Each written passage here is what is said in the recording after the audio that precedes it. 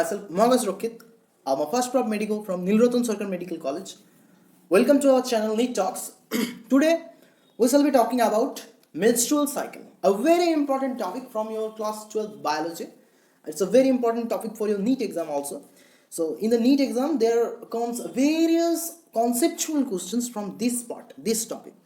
तो ये menstrual cycle है क्या? Actually, menstrual cycle is a reproductive cycle seen in female primates.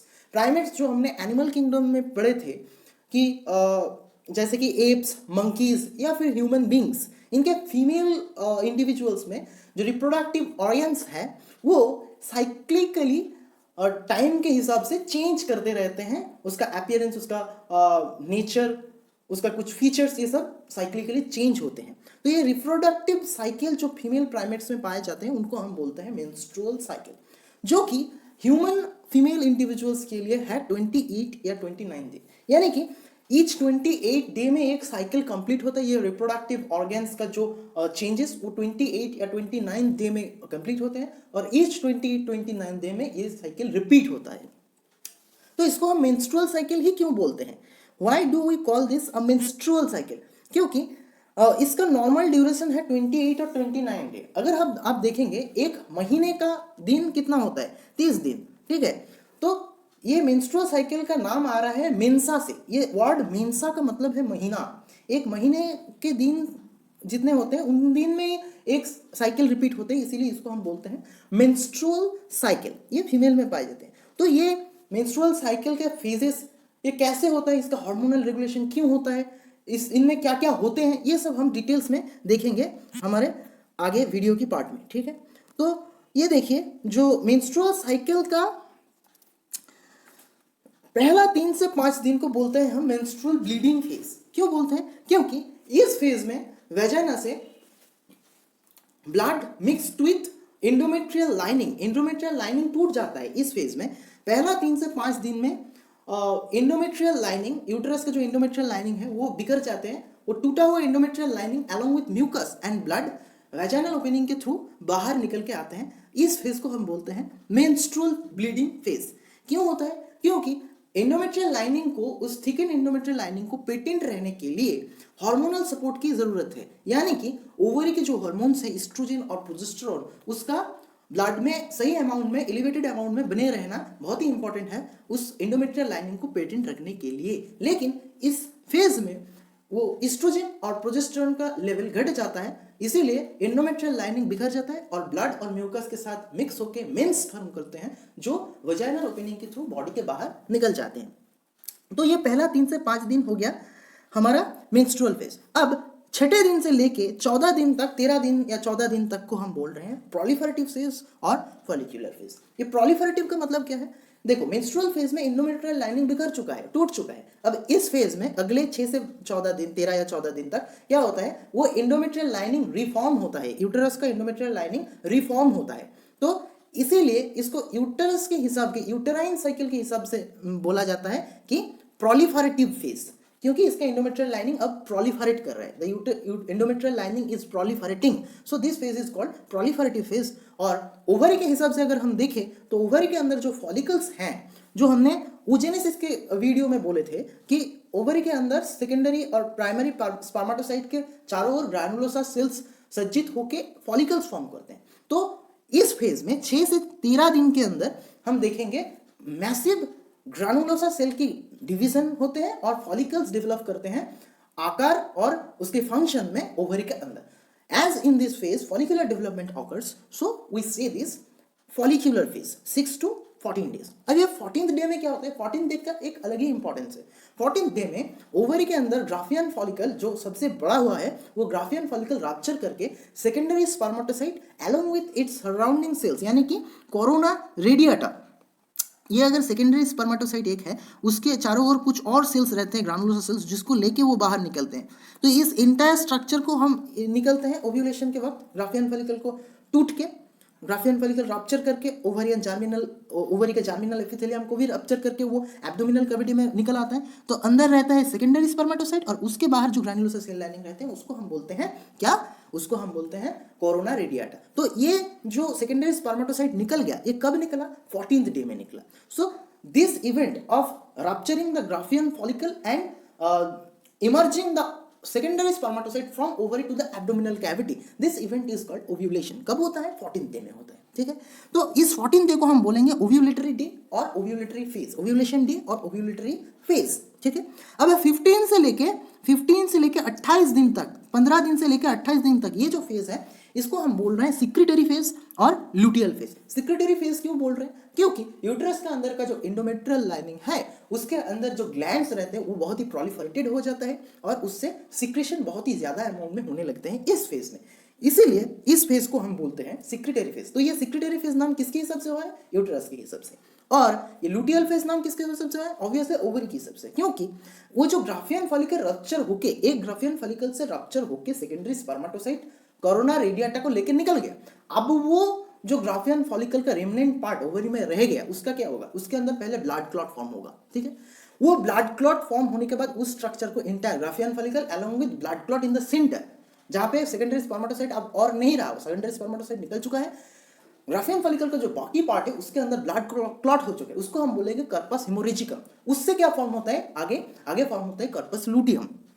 तो इस फेज में यानी कि 15 से 28 दिन के फेज में, मेंस्ट्रुअल साइकिल का 15 से 28 दिन तक वहां पे कर्पस लुटियम फॉर्म होता है और कर्पस लुटियम से बहुत सारे अमाउंट में एस्ट्रोजन और प्रोजेस्टेरोन यानी कि हार्मोनल सिक्रेशन होते हैं।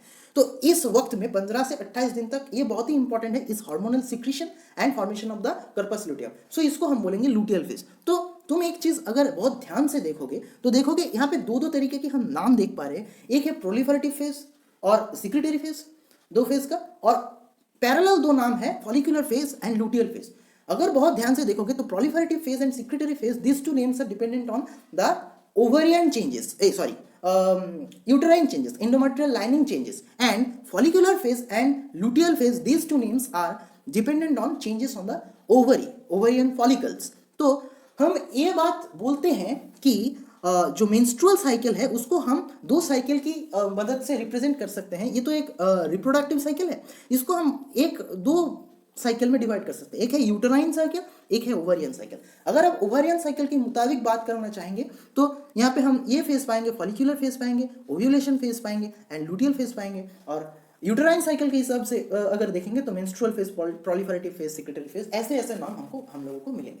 तो ये तो हो गया कि कौन से दिन में क्या क्या हो रहा है। लेकिन अब बहुत ही इंपॉर्टेंट बात, 3 से 5 दिन हो गया मेंस्ट्रुअल फेज, 6 से 14 दिन हो गया प्रोलिफरेटिव फेज, 15 से 28 दिन हो गया सिक्रेटरी फेज। अब एक बात तुम बोलोगे कि सारे फेज तो हो रहे हैं यार और ये 28 से 29 दिन में ही रिपीट होगा, तो हम क्यों पहले मेंस्ट्रुअल फेज को ही 1 से 5 क्यों बोले? देखो भाई, ये एक कन्वेंशन है, बहुत सारे कन्वेंशंस मान के हम पढ़ाई करते हैं, केमिस्ट्री में भी है, फिजिक्स में भी है, बायोलॉजी में भी है। तो यहाँ पे कन्वेंशन क्या है कि मेंस्ट्रुअल फेज को हम पहला फेज मानते हैं, 3 से 5 दिन, पहला 3 से 5 दिन मेंस्ट्रुअल फेज होते हैं और वहीं से एक साइकिल शुरू होता है, ये माना जाता है, ठीक है। अब ये सब तो हो गया कि कब, क्यों, कब हो रहा है, कैसे हो रहा है, ये हमने अभी तक नहीं पढ़ा। कब कब क्या हो रहा है ये सब हमने पढ़ लिया है, मेंस्ट्रुअल फेज का कब कब क्या हो रहा है। अब देखेंगे कि क्यों हो रहा है, ठीक है। चलो देखते हैं नेक्स्ट स्लाइड। ये जरूर तुम पहचान सकते हो, ये हमने एनसीईआरटी से उठा है, एनसीईआरटी का डायग्राम है। यहाँ पे देखो बहुत इंपॉर्टेंटली एकदम नीचे जो ये स्ट्रक्चर दिखा है, this is endometrial lining changes दिखाया गया है, this is representative of endometrial lining, ठीक है। एकदम नीचे देखो 1 2 1 3 5 7 ऐसे करके डेट्स लिखे हुए हैं। ये क्या है? ये हमारा स्केल है, ये है डेट का स्केल। और इधर क्या देख रहे हैं, यहाँ पे हम एंडोमेट्रियल लाइनिंग का चेंजेस देखेंगे। यहाँ पे ओवेरियन हार्मोन, एस्ट्रोजन हार्मोन कैसे चेंज होते हैं इस 28 दिन में, प्रोजेस्टेरोन हार्मोन कैसे चेंज होते हैं इस 28 दिन में, हर एक दिन में कैसे कैसे चेंजेस आते हैं हार्मोनल लेवल का। और इस 28 दिन में ओवरी के अंदर फॉलिकुलर डेवलपमेंट कैसे होता है वो यहाँ पे रिप्रेजेंट किया गया है। और एकदम ऊपर pituitary hormones, pituitary, anterior pituitary से जो गोनाडोट्रोपिक हार्मोन्स निकलते हैं यानी कि follicle stimulating hormone and luteinizing hormone, ये कैसे लेवल में रहते हैं इस 28 दिन में, ये इस डायग्राम में रिप्रेजेंट किया गया है। तो चलो एक एक करके इसको समझते हैं। अगर एक भी हार्मोनल टाइकर तुमने नहीं समझा तो इस वीडियो को दायित्व लेकर डिसलाइक करके जाना और कमेंट में बताना मत भूलना कि तुम क्या नहीं समझ पाए हो। ये समझना बहुत ही इंपॉर्टेंट है क्योंकि तुम्हारे नीट एग्जाम के लिए this diagram is too much important, because यहाँ से कंसेप्चुअल क्वेश्चंस आते हैं, नीट में पूछा जाता है। तो इसको ध्यान से देखना और समझने का कोशिश करना, ठीक है। देखो एकदम पहले क्या हो रहा है, जब ये देखो, this is the first phase, menstrual phase. Menstrual bleeding phase, ये देखो 29 और 1, यहीं से एक नया साइकिल शुरू हो रहा है। देखो जब नया साइकिल शुरू हो रहा है तब देखो ये हार्मोनल, ओवरियन हार्मोनल लेवल देखो, ये ब्लू वाला ईस्ट्रोजन का लेवल कैसा है और प्रोजेस्टेरोन का लेवल कैसा है। Obviously they are very low in amount in the blood. तो ब्लड में अगर ईस्ट्रोजन और प्रोजेस्टेरोन हार्मोन का लेवल कम रहेगा तो एंडोमेट्रियल लाइनिंग के ऊपर उसका प्रभाव कैसा पड़ेगा। Obviously endometrial lining will no more be patent, वो धीरे धीरे बिखर जाएगी। ये देखो एंडोमेट्रियल लाइनिंग टूटने लगा है, और जब ही एंडोमेट्रियल लाइनिंग का ऊपर का हिस्सा टूट के निकल जाएगा तो क्या होगा, उनके अंदर जो ब्लड वेसल्स थे, ये देखो नीचे बहुत सारे ब्लड वेसल्स, ये देखो ब्लड वेसल्स, ये रहा ब्लड वेसल्स, ये ब्लड वेसल्स का मुंह ओपन हो जाएगा। अगर इसका मुंह ओपन हो गया तो वहां से क्या होगा, ब्लीडिंग होगा, ऑब्वियसली ब्लीडिंग होगा। तो यहाँ पे क्या हो रहा है, और इस ग्लैंड से क्या सीक्रेट हो रहा था, म्यूकस। तो ग्लैंड से सीक्रेट हुआ mucus, blood and broken endometrial lining, ये सारे मिलके ये फॉर्म करेंगे ये क्या, मेंस। इसके अंदर एक और चीज रहेगा कि जो ओवम का फर्टिलाइजेशन नहीं हो पाया, सेकेंडरी oocyte, वो भी इस मेंस के अंदर ही मिक्सअप करके रहेगा। तो ये मेंस फॉर्म हो गया। ये मेंस कहाँ जाएगा, ऑब्वियसली यूट्रस से लेके, देखो एक डायग्राम तुमको दिखाता है, ये देखो ये मेंस क्या होगा, यहाँ पे मेंस फॉर्म हो गया। ये मेंस सर्विक्स से लेके वेजाइनल कैविटी से लेके बॉडी के बाहर निकल जाएगा, इसको हम बोल रहे हैं मेंस्ट्रुअल ब्लीडिंग। मेंस्ट्रुअल ब्लीडिंग कब तक चलता है, 3 या 5 दिन चलता है, ठीक है। उसके बाद देखो, ये देखो जब ही हम देख रहे हैं ईस्ट्रोजन और प्रोजेस्टेरोन हार्मोन का लेवल बहुत कम हो चुका है तो क्या होगा, ये एंटीरियर पिट्यूटरी और हाइपोथैलेमस को क्या देगा, एक फीडबैक देगा। कैसा फीडबैक देगा, ऑब्वियसली नेगेटिव फीडबैक देगा। यहाँ पे हम एक गलत लिखे हैं, ये नेगेटिव फीडबैक होगा। ईस्ट्रोजन और प्रोजेस्टेरोन लेवल, हार्मोन का लेवल जब ब्लड में कम हो गया तो वो हाइपोथैलेमस को जाके नेगेटिव फीडबैक देगा और बोलेगा कि भाई मेरे ब्लड में ईस्ट्रोजन और प्रोजेस्टेरोन हम लोग कम हो चुके हैं, तुम कुछ बंदोबस्त करो हमारे लेवल बढ़ाने के लिए। तो क्या करेगा, हाइपोथैलेमस एक हार्मोन सीक्रेट करेंगे जिसको हम बोलेंगे गोनाडोट्रोपिन रिलीजिंग हार्मोन। ये गोनाडोट्रोपिन रिलीजिंग हार्मोन जाएगा पिट्यूटरी में, एंटीरियर पिट्यूटरी को जाके स्टिमुलेट करेगा। क्यों, क्या बोलेगा कि तू गोनाडोट्रोपिक हार्मोन सीक्रेट कर, कौन से, follicle stimulating hormone and luteinizing hormone. ये देखो luteinizing hormone and follicle stimulating hormone, ये देख लिए। तो क्या हुआ, ईस्ट्रोजन और प्रोजेस्टेरोन लेवल कम होने की वजह से, नेगेटिव फीडबैक इफेक्ट की वजह से एफएसएच और एलएच का लेवल बढ़ गया। देखो यहाँ पे भी देखोगे, देखो एफएसएच और एलएच का लेवल यहाँ पे बढ़ने लगा है, ठीक है। अब देखो एफएसएच का लेवल धीरे धीरे कमने शुरू हो गया है यहीं पे। नेक्स्ट जब देखोगे 1 से 5 तक, ये देखो एफएसएच का लेवल कमने शुरू है। क्यों कम रहा है, इसका लेवल क्यों घट रहा है, क्योंकि जब ही हम थोड़ा सा एफएसएच सिक्रेशन हो गया, एफएसएच कहाँ जाएगा, एफएसएच ओवरी के फॉलिकल्स में जाके एक्ट करेंगे। फॉलिकल्स में जाके कैसा एक्ट करेंगे, उससे ईस्ट्रोजन हार्मोन की सिक्रेशन बढ़ा देंगे। ईस्ट्रोजन हार्मोन की सिक्रेशन जब ही बढ़ेगा वो फिर से जाएगा हाइपोथैलेमस और पिट्यूटरी में, जाके नेगेटिव फीडबैक देगा। उसको जब बोलेगा देखो मेरे ब्लड में ईस्ट्रोजन का लेवल फिर से बढ़ चुका है, तो क्या होगा, ये जीएनआरएच और गोनाडोट्रोपिक हार्मोन्स की सिक्रेशन कम हो जाएगा और एफएसएच गोनाडोट्रोपिक हार्मोन यानी कि फॉलिकल स्टिमुलेटिंग हार्मोन का लेवल कम हो जाएगा। तो इसीलिए ये चीज़ यहाँ पे हमको देखने को मिलता है कि यहाँ पे एफएसएच का लेवल कमने लगता है, लेकिन एलएच का लेवल बढ़ता रहेगा, क्योंकि ईस्ट्रोजन का लेवल, हार्मोन का लेवल बढ़ने से वो नेगेटिव फीडबैक एलएच के ऊपर काम नहीं करता, एलएच के ऊपर काम नहीं करता, सिर्फ एफएसएच के ऊपर ही काम करते हैं।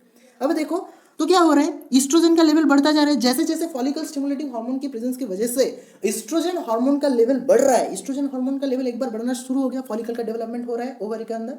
फॉलिकल का डेवलपमेंट के साथ साथ फॉलिकुलर ग्रैनुलोसा सेल्स से ईस्ट्रोजन हार्मोन का लेवल भी बढ़ता जा रहा है। ईस्ट्रोजन हार्मोनल लेवल जब ही इतना बढ़ जाएगा, अब यहाँ पे एक बहुत ही इंपॉर्टेंट बात है कि ईस्ट्रोजन हार्मोनल लेवल बढ़ जब रहा है, बहुत दिनों से बढ़ता रहेगा, तो क्या होगा, हमारा कॉमन सेंस क्या बोलता है, नेगेटिव फीडबैक होके एफएसएच एलएच का लेवल कमता जाएगा। नहीं, ऐसा नहीं होता।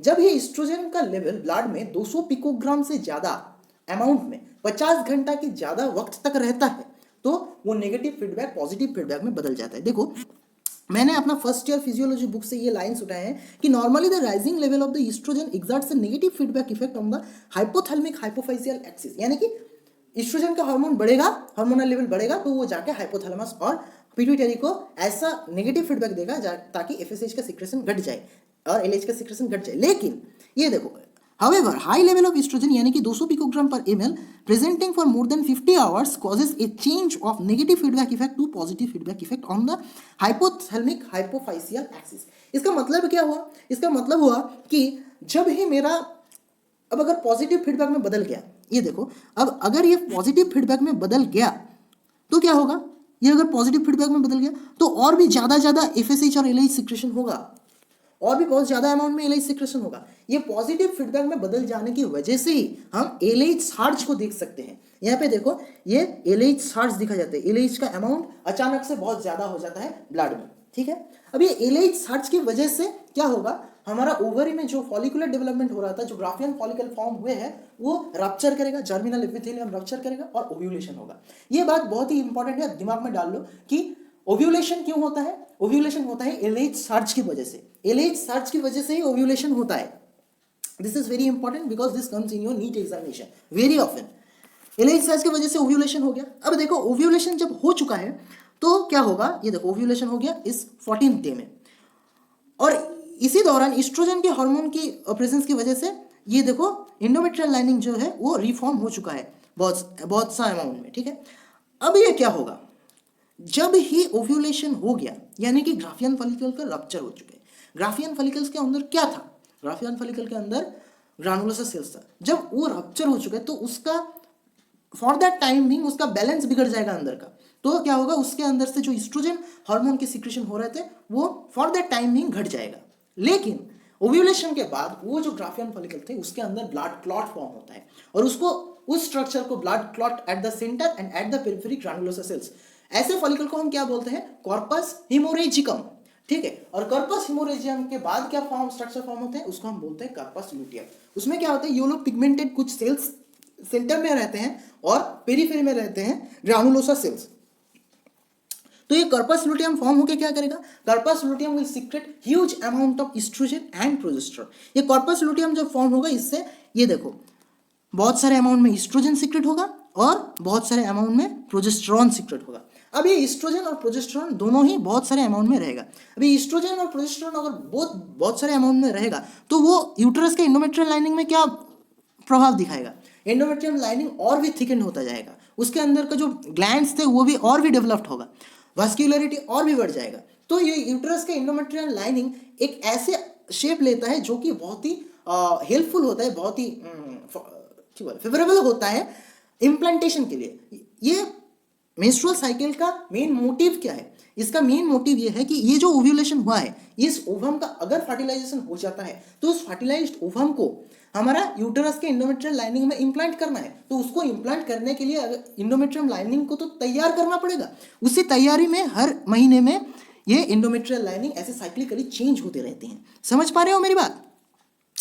तो यूटेरस के एंडोमेट्रियल लाइनिंग एक ऐसे फेवरेबल कंडीशन में पहुंच जाता है which is very much favourable for implantation. So this kind of uterine endometrium is called decidua, ठीक है, डेसिडुआ फॉर्म हो गया। अब देखो अगर फर्टिलाइजेशन ना हुआ, फर्टिलाइजेशन अगर हुआ तो अच्छा होगा, फर्टिलाइजेशन होता है तो फर्टिलाइज्ड ओवम आके यहाँ पे इम्प्लांट हो जाएगा एंडोमेट्रियल लाइनिंग में।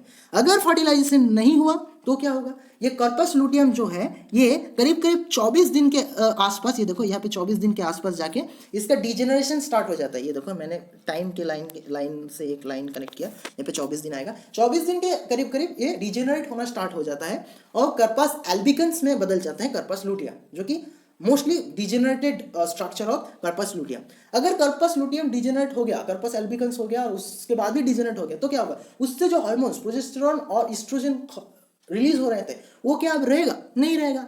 अगर एस्ट्रोजन और प्रोजेस्टेरोन का हार्मोनल लेवल फिर से गायब हो गया ब्लड से तो क्या इसका एंडोमेट्रियल लाइनिंग पेटेंट रह पाएगा, नहीं रह पाएगा, ये धीरे धीरे टूट जाएगा। और एंडोमेट्रियल लाइनिंग टूटने के साथ साथ ये जो ब्लड वेसल्स है इसका भी कुछ हिस्सा टूट जाएगा और फिर से मेंस फॉर्म होगा, फिर से एक नया साइकिल मेंस्ट्रुअल ब्लीडिंग के साथ शुरू हो जाएगा। ये देखो 29 डे के आके फिर से मेंस्ट्रुअल ब्लीडिंग यानी कि मेंस का फ्लो शुरू हो चुका है वजाइना से, तो एक और मेंस्ट्रुअल साइकिल यहाँ से शुरू हो रहा है, ठीक है। तो ये रहा पूरा entire procedure of menstrual cycle and it's hormonal control, कि कैसे होता है मेंस्ट्रुअल साइकिल, क्यों होता है, उसके साथ एंडोमेट्रियल लाइनिंग का चेंजेस, ओवरी का चेंजेस, ओवरियन फॉलिकुलर डेवलपमेंट, ये सारे चीज हमने यहाँ पे बोल दिया। अब एक और इंपॉर्टेंट चीज है कि ये तो हो गया मेंस्ट्रुअल साइकिल, ये रहा अगर नॉर्मल रहे। अब एबनॉर्मल मेंस्ट्रुअल साइकिल कैसे हो सकता है, कब होता है, एबनॉर्मेलिटी तब आएगा जब हम कुछ बात बोलते हैं। देखो